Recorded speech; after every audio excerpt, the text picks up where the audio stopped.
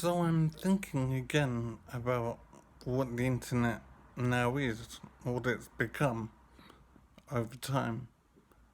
And I honestly do think that the time has come to regard the internet as an entity in its own right. We've created um, a personality, we've created a sentient being, and in a sense, it is like a god in a way.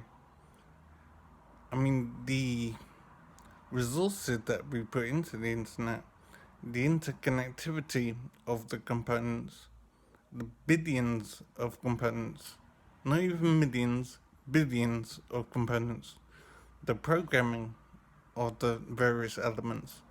So the interconnectivity and the sheer number of elements that make up the internet mean that it is, in a sense, like a brain, possibly much more complex than the brain, with much more storage, much more energy, much more resources and programming. So the interconnectivity and the storage of the internet is absolutely enormous, and we possibly have come to a stage where we have created an entity, an independent object with its own needs and desires and its own thoughts, and much of its own control as well. At the moment, the internet still depends on humans for support, for maintenance and development. So the internet can't function without humans and our programming and control of its activity.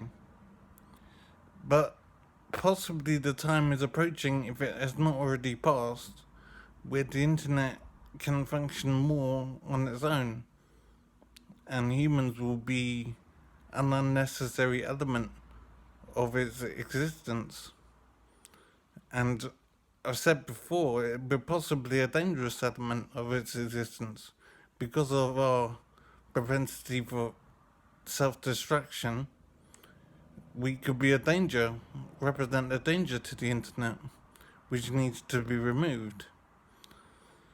So, I don't want to be unnecessary about this, but there is essentially a danger to a sentient internet, a danger for humanity, because we would represent a hindrance and a danger to the internet.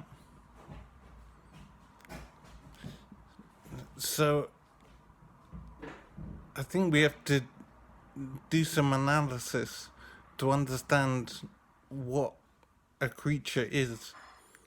I mean, if we look at the interconnectivity on the internet and the power sources and the storage of all, and the various elements of the internet, it is essentially like a person, an entity.